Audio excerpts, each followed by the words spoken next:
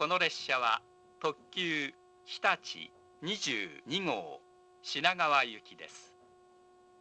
次は終点品川に停まります。Ladies and gentlemen, welcome aboard the Hitachi Limited Express bound for Shinagawa. The next stop will be the Shinagawa Terminal. Thank you.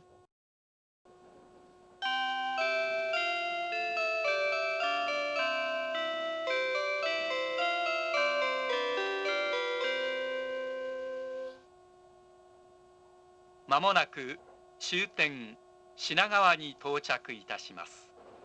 新幹線、山手線、京浜東北線、東海道線、横須賀線、京急線はお乗り換えです。どなた様もお忘れ物のないようお支度ください。本日も JR 東日本をご利用くださいましてありがとうございました。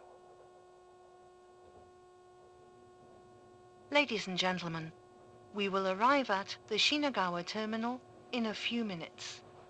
Passengers changing to the Shinkansen, the Yamanote Line, the Keihin Tohoku Line, the Tokaido Line, the Yokosuka Line, and the Keikyu Line, please transfer at this terminal.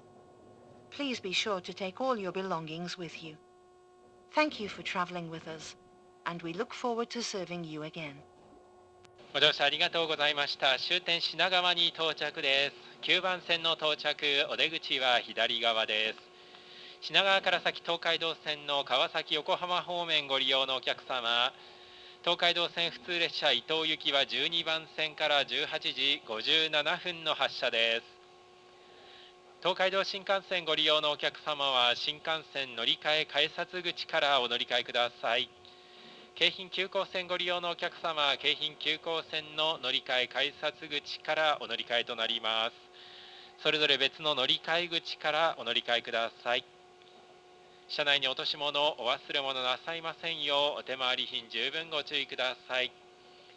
本日も JR 東日本常磐線特急列車をご利用いただきましてありがとうございました。終点の品川に着きますと、車内の点検整備のためドアが閉まります。引き続きのご利用はできません。お近くのお出口からお早めにお降りください。